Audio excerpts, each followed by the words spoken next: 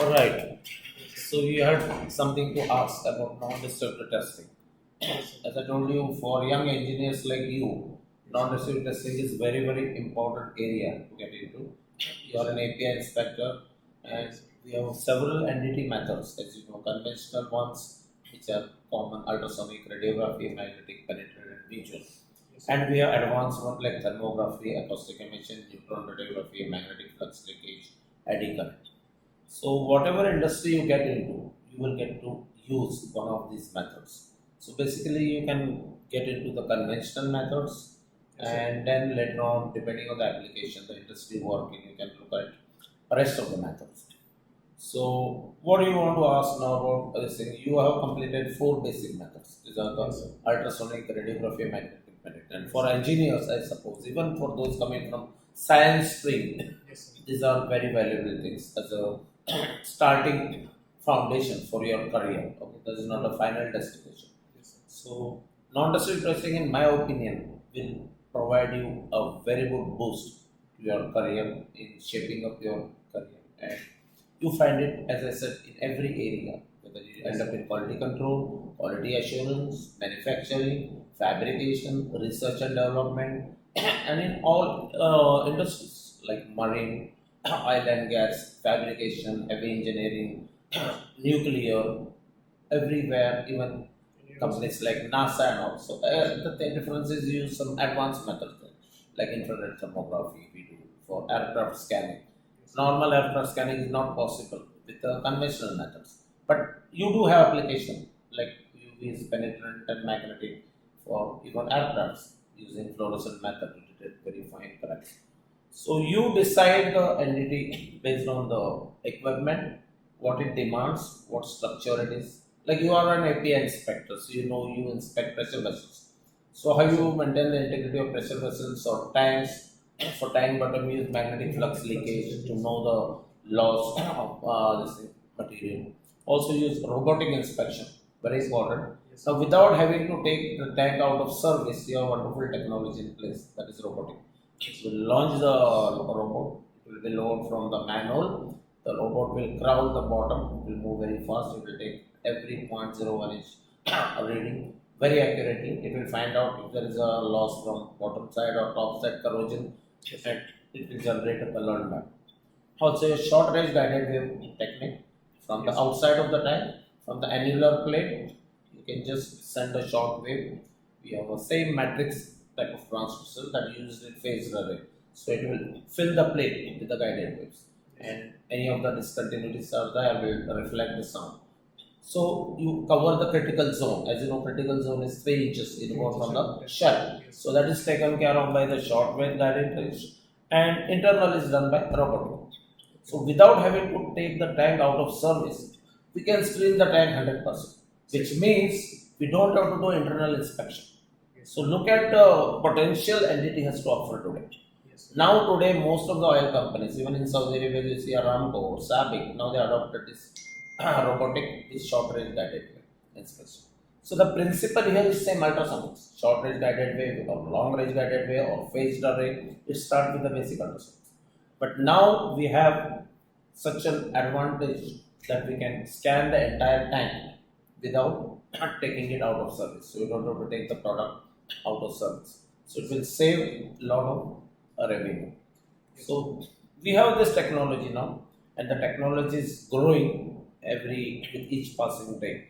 So this I've seen as a very accurate monitoring tool, because as per 653, you know the minimum required bottom thickness, whether the tank is lined or with cathodic protection. Based on that, you know what should be the thickness at the end of the service line. So I have seen now this robotic is really this thing, taken considered by most companies. And here in India also, I believe there is awareness of this technology. So you know, internal inspection is very laborious and time consuming and expensive. So you have to take the product out and you have to clean, then ventilate it, gas test it. It is very expensive. So robotic and short range guided is an excellent solution for inspection of the tanks. To avoid the internal inspection, and you can do an substitute with same accuracy or greater. So, sir, it will come in advance. So we did a lot of screening with this IITC. We had a hydraulic robot, and then these people had some. They were skeptical. They wanted to know how accurate it is. So they emptied the tank and physically took the readings with ultrasonic technology, and they were 100% in agreement. What we got from this guided wave and also the robotic, they're absolutely accurate. So it is such fast tool, and I don't have to empty the tank. You know how much money is saved. Your production is going on. You don't have to stop, and plus accuracy is there. Yes. The hydraulic is product friendly. Also, there is a sludge removal system. It will take the sludge out, so your production is not interrupted, and you know the condition of your tank as your production is going on. So and you will do the screening very fast. Even the short range guided wave is a very fast technique and very accurate technique where you carry out from the annular plate extension.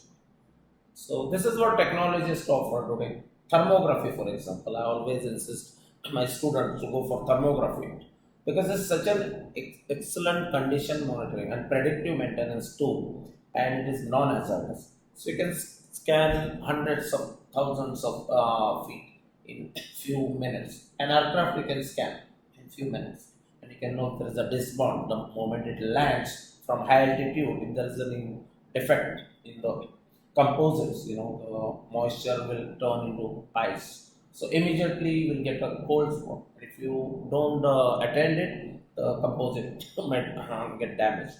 It will receive damage over time if it continues flying.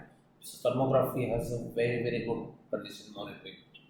It's a tool, and you can use it because it is safe, non-hazardous, unlike radiography or I should say ultrasound, X-rays, which are hazardous.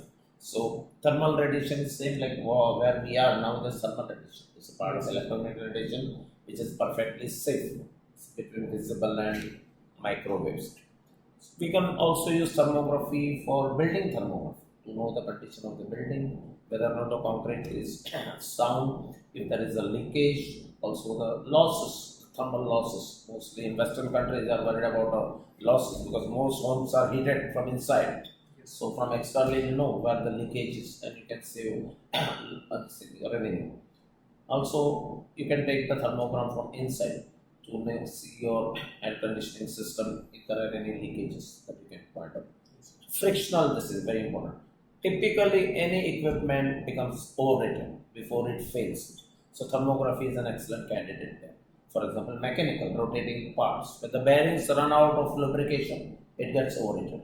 Obviously, if I take just single thermal scan, I will know that the bearing is out of lubrication. So I need to lubricate it. Or if the mechanical structure is getting overrated, every equipment has its own thermal signature. When you buy a new piece of equipment, it has its own thermal signature. Over time, the thermal signature will change because the part gets deteriorated. And to an extent, a stage will come when you know for sure it's going to fail within days or within hours. So this is what is important when you watch the thermogram. How the thermogram is. What is thermogram? It's a picture. It's a colored picture. Each color represents a definite temperature value. And it's very accurate to the extent of 0.05 or lower than that, depending on the camera you have. There are some expensive cameras. So we know for sure this part is going to fail. So you can attend it before some costly failure takes place. This is for mechanical. Even for electrical application is very very important because most electrical appliances are studied while under load. Okay, because they are most of the times under load, so you don't have to create any further requirement for the test. This is an ongoing inspection when your equipment is under load. So if there is a loose connection, broken strands, etc., dirty conductors, it will increase the resistance, contact resistance, and it will cause overheating. It will give spot. So we have assigned priorities based on the temperature value. Certain temperature range, while we say monitor it routinely. If it gets higher and higher, we say, well, a stage will come, immediately you can attend, or maybe it will fail the next day. And if not attended, the fire can break out, the equipment can break down, so it will be a disaster. So just by taking a simple thermal scan, I can protect my equipment. 100%. So it has the potential that you can scan it non-contact, very fast, as I said, non-hazardous, and you have the thermal radiation around you. Like where we are sitting now, ambient temperature, we have thermal radiation of about 10 micrometers. So which is invisible to eyes, but our camera will see it, and camera will convert it into a picture. Even in medicine, there is a great application of thermography. Like even in some, unless in your, if your body is running high temperature or if you have fever, you can precisely see the temperature difference. Or the enemy for surveillance, if they are hiding, you can pinpoint because human body is a source of heat. Even the plane, helicopter, even in total darkness, you can take the thermal image because the receipt, engine means the receipt, so you can detect. So enemy detection, surveillance is another important application. You can do an aerial survey of the entire town to know where the leakage is from, what pipeline, and that is a huge application. So we can do it in apart from neutron backscatter, which we do for Neutron backscatter is for moisture detection. It is going a little bit away. Yeah. Now that's for neutron radiography. yes. Neutron backscatter has to do with neutron attenuation with water, hydrogen. Because neutron has the same mass as that of hydrogen. So to detect hydrogen or low atomic number, we use neutron radiography. Because it's not relatively expensive and not commonly used. But it's opposite of conventional radiography. Conventional radiography will attenuate the high atomic number. Yes. Whereas neutron radiography attenuation is more in low atomic number. Like hydrogen is the best thermalizer. It will slow the neutrons down right away. We say thermal neutrons, which are the slow neutrons. Okay. Like there are many applications. We acoustic emission, very useful. I can monitor the entire tank or your structure, like you are an API inspector. I'll mount a probe and I will study the emission. Now what happens, any of the defects which are there in the structure, they will emit radiation while under load. So when your tank is under pressure, it will emit radiation. Now suppose the crack is growing, it will give exponential increase in the counts. So I simply monitor it and immediately I know, well, at this point I have to stop. I have to take the tank out of service or the vessel out of service. Even in flight, I can monitor the crack growth. This is the only technique that will actually monitor the crack growth. Rest of the techniques we measure the existing defect, right? It's not live, we just see. But here in acoustic image, you can monitor the welding. When the welding cracks originate, I can monitor and it will give emission. So I can know whether or not my welding process is proper or not. Otherwise, I can make changes. Typically, it is proven in resistant welding. The resistant welding, depending on the cracks that originate, I can then decide how to change my parameters. So this is a preventive tool again. It will prevent the defects. Because normally what we do after the job is completed, we do inspection, NDT, we tell, well, these are the defects. So this is our pure quality control. Yes. But quality assurance is what is quality assurance? We assure our customer. So we make sure that the defects do not appear in the first place. So how you do that? So one of the methods is the acoustic emission. Because acoustic emission will detect the growing crack. It will actually decide how good your structure is. That's why say even in flight they have carried out this thing, acoustic monitoring of crack growth in the aircraft. And the conventional methods, I always advise engineers to go for NDT. It's a powerful tool, not only from your career but also from even it will offer you excellent financial reward.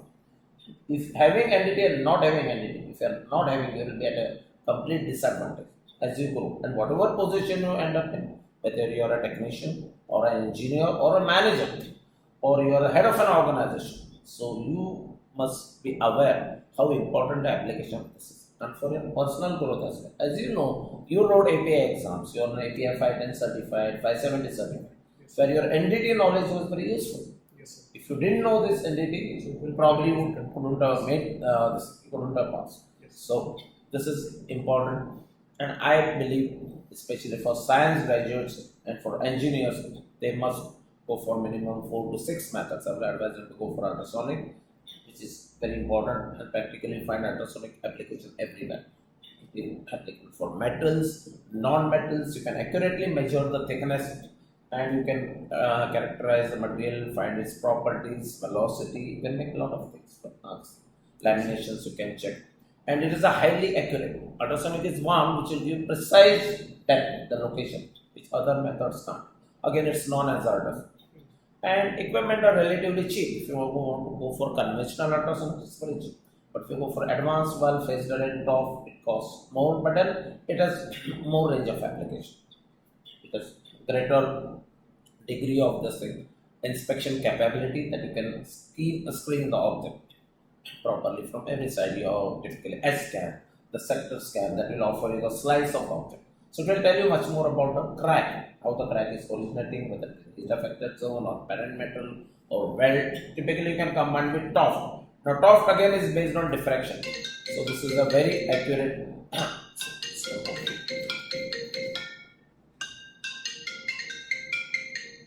Hello? Yeah, please call me after 5 minutes, sir. I will meet. Yeah. So, my message to engineers today is they should go for NDT from a good institute. I have been training for level 3 for many years now. I have seen different kinds of students. Some students come to me, well, sir, I want to pass level 3. For what? Because they think it is a money making, financially very rewarding field. On the contrary, I always tell them that you understand this technology, learn, and you'll be able to actually create better NDT engineers once you have the knowledge. So this is important that you take training from a good institute. Look at the instructors, the level threes, this thing, experience, this background, then you make a decision. Because having this knowledge, it is going to help you in furthering your career, whether you go for API certifications or tomorrow you may go for level 3. If your foundation is weak, because I see some of the students who come to me and I'm surprised they carry level 2 certificate, but then they know absolutely, they know nothing. And then they say, well, someone gave me crash course in the class and they sent us a job. This is what some of the institutes do. They use this paper as free labor. They just show this is how it works. The instructor himself is not very sure about what he's teaching because he also might have come from such school. And all that is seen in the industry today, they look at the certificate, they want a job to speed up and they don't want more headaches. So they sometimes encourage these people who just do the fast inspections and clear the job. But then they are putting this job at serious risk. Tomorrow when the failure takes place, it could cost lives, it will cause breakdown of your equipment, revenue, a loss of revenue, lot of issues are there. So my message is look for a good institute, try to get good knowledge. Certificate is not everything. It is a knowledge that is going to actually help you more than the certificate. Because wherever you go, whatever problem you face, you will be only able to use that knowledge and not the certificate. Tomorrow, you are in a situation where you have to take decisions as an engineer or as a manager. So no one will suggest you. The solution has to come from you. So how you do that? You have to have sound knowledge. And this is a never-ending process. I have been in NDT now for over 35 years in this. And I see with each passing day, I do learn new things. When I teach my student for level 3, sometimes I make my own short formulas, which you don't find in any books. If you attend my lecture, you'll see I have so many new formulas that I've come up with, and that helps my students pass. The normal time it will take for level 3 is 4 hours. I've seen a well-trained student by me can attempt those questions in half the time. It will take 2 hours. So it's all about getting to understand the fundamentals, because NDT is all about fundamentals. You must ask questions to yourself. What effect this particular things have? What are probing medium you use? X-ray or thermal radiation or any other radiation that you use? The magnetic field. So how it affects the particular matter? Then you'll be able to make a decision. Like sometimes I've seen people, they are not able to make a decision where to use penetrant testing, where to use magnetic particle testing. They are not even aware about this ferritic stainless steel, martensitic stainless steel. They look at stainless steel as one, non-magnetic. It isn't. Austenitic stainless steel is non-magnetic, which is a 300 series. But 400 series, martensitic and ferritic is magnetic. So don't just say you cannot do magnetic particle testing on stainless steel. It is absolutely incorrect. You should be very specific. You should know first what is 300 series. Like 18.8 is 18% chromium and 8% nickel, and then it's an austenite stabilizer. Nickel is an austenite stabilizer. As you see the iron carbon diagram, austenite is non-magnetic. Given in the iron carbon diagram, as you know, you have a ferrite, then austenite, then again delta ferrite at high temperature. So this is what the ferrite is magnetic, austenite is non-magnetic. So you should know where you have to apply what technique. So when you use penetrant, you have to be careful about chlorides to cause stress corrosion cracking. So everything you have to see, or weld decay, how you fix it by stabilized this thing, stainless steel, 321, 347 and all that we know, because we have sometimes we do failure analysis, which is very very interesting, because NDT and mechanical testing together. I hope you know mechanical testing. We do tensile test, then we know the bend test, you know the soundness and ductility, you know the Charpy impact test, to the impact strength. This together with NDT, we can actually identify the failures, major failures. We have done this exercise and we have got good success. Like common thing I would tell you, what we encountered was the stainless steel was getting corroded, and then we found out based on the temperature and the salt content it had, the chloride content, well, it was related to weld decay. Now weld decay is something due to sensitization that occurs mostly during the welding. If the welding is not carried out properly,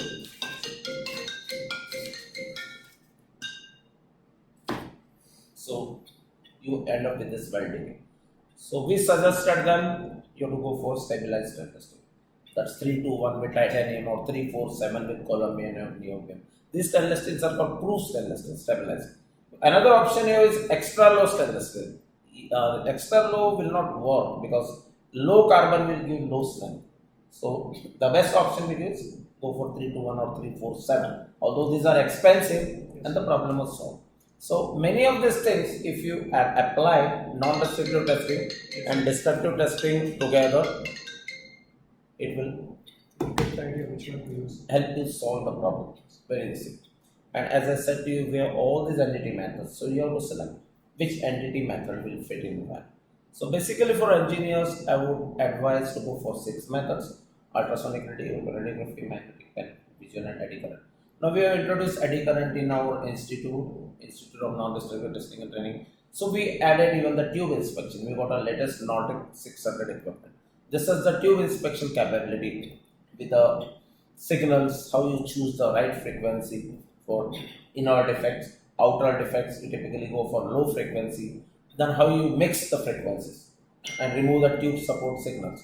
This also we teach as part of our normal eddy current course. Although tube inspection we teach separately with MS500, which is exclusively dedicated for tube inspection. But I felt this student must have some idea about the tube inspection.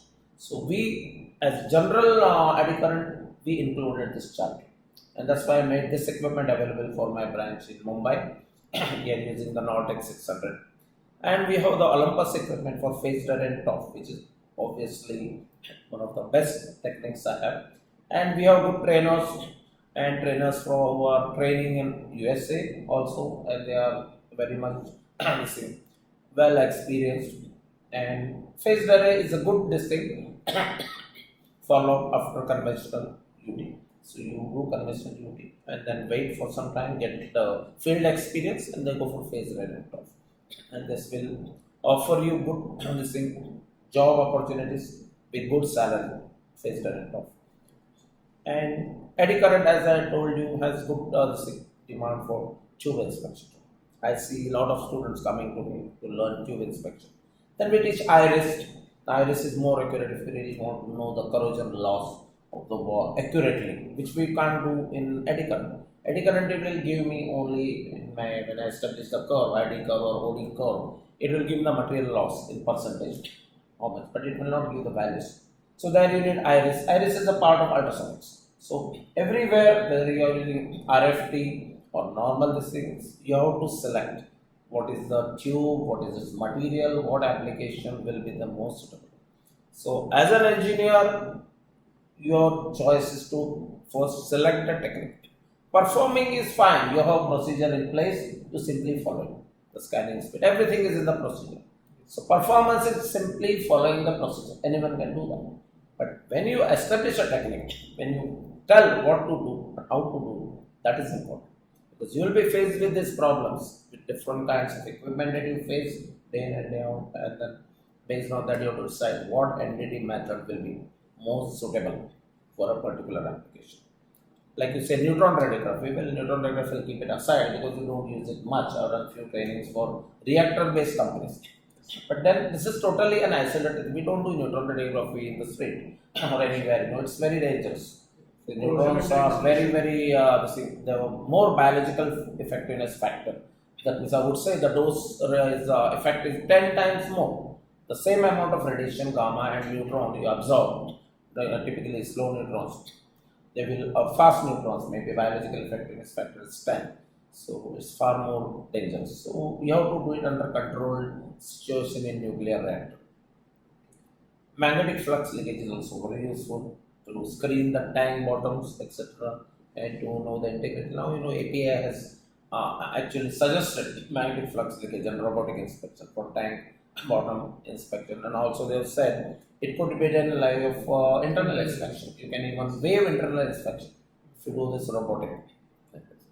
So this is what I have to say, and there are so many NDT methods, but you have to choose the right one, what is suitable for your application. So this is the problem people face. They really don't make decision how to start their career, right? How to make a beginning and what methods to select. So this is this way thing you have to understand as a fresh engineer or as an experienced engineer or as a person who is already in the field with many years of experience behind you. So you should be able to make use of the right technology and right NDT technique and right NDT method. So this was my advice to you, and you are an API inspector, I'm sure you will benefit from this. And for young engineers who come to my institute, I suggest them go for 6 methods. Because 4 methods really, because nowadays most industries need this eddy current and visual inspection, which is very visual inspection is actually everywhere, and it is a substitute for AWS inspection. In many of the companies, you are accepted if you are visual certified. It's a substitute. And if you really want to get a more rewarding career, you can go for thermography, infrared thermography. So we made a package of 8 methods, and that is ideal for engineers, and we include thermography. So thermography is excellent capabilities. Even in marine, we do a lot of ship and building thermography. In Mumbai, we have done a lot leakage detection, and electrical is the most common one. So I always suggest them go for the thermography in addition and visual. So visual, ultrasonic, radiography, magnetic impedance, these are common. And then leak testing is one that we add. Especially helium mass spectrometer is an excellent rewarding. This will offer you a very rewarding career. Helium mass spectrometer is a specialized thing. You can detect very fine leaks. That will take, we would say, we have helium mass spectrometer. 1 cubic cc of air takes 300 years to escape. That small leak you can detect. 10 to the power of minus 14 Pascal cubic meter per second. 1 cubic cc of air that takes 300 years to leak. We can detect that smaller leakage with helium mass spectrometer. So we have in our institute helium mass spectrometer also. So I want engineers to really use this technology, and we are there to guide them throughout their career, not just during the level 2, for all the APIs if they want to further their career in India or abroad, and also for this specialized NDT methods which they can take up. And I get more students for specialized NDT from Middle East and from outside country. But for India now there is growing awareness. And when we do all these API trainings for this oil industries, mostly we do pressure vessel inspector training or tank inspector training, or you can so we always highlight how important it is. So you have to make a decision according to this technology that you have, how you can use it to shape up your career, and this is the right time. And then if you get into this early enough, you will know you have made a smart decision. And well, it's never too late. I've seen people who got into this NDT field much late in life. I'm one of them, and truly, it has changed my life completely. Today, I have level 3, 11 methods. I have all API qualifications, and I use this every single situation that I face in industry. I use this together. My So when you API, started my your metallurgy knowledge, because I always prefer metallurgy is one subject. I always enjoy it because this metallurgy and NDT go together. Always when you're metallurgy and engineer, NDT will fit in well for you. You must go for NDT Yes. and for mechanical engineers. Well, for electrical production, anyone can get into it. But for metallurgical, there is a close relation because finally we characterize the material.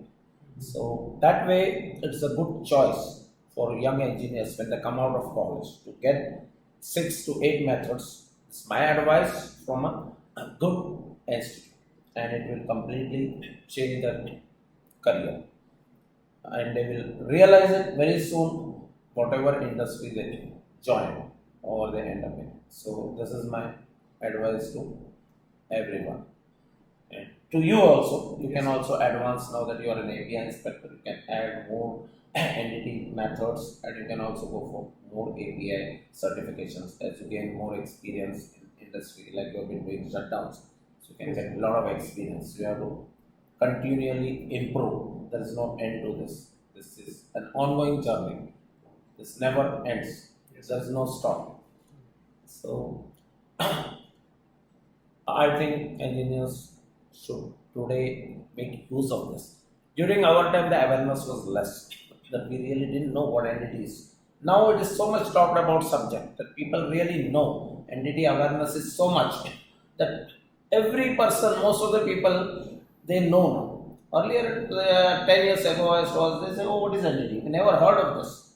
Now it is in this situation. Most science graduates or engineers, they know how powerful this tool is. And as I said, it will help you in whatever industry you get into. As I said, that is heavy engineering. Most of the industries we join are heavy engineering or oil and gas or sometimes aviation, aeronautical industries or chemical is more common or pharmaceutical or otherwise then like space shuttle, NASA or this or R&D. Everywhere you have one of these entity methods or some of these entity methods being used. So I want this message to reach out to the youngsters who pass out because they are unsure about how to shape up their career. I always guide them. Well, you do this, then you go for API, you do this API, you'll get an excellent opportunity in Middle East or outside, and then you can make use of this fully. Okay. So my advice to engineers today is use this technology, and it doesn't take a long time for you to get trained. It is a very short duration course. Then it's later on it will add to your knowledge when you get more experience in the field. You can apply this technology. So get this done, 6 to 8 methods, and you see where you will move. Okay, 4 years from now, if you start it today, 4 years from now, you will be in a very top position. Trust me. So it's not an ending journey, as I said to you, and you draw this inspiration. Do it. I'm proud of you. You got 2 APIs very soon. So I look forward to you being potentially strong API inspector. Thanks a lot. Okay. Yes. And thank you. Thank you, sir, for Yeah. your suggestions.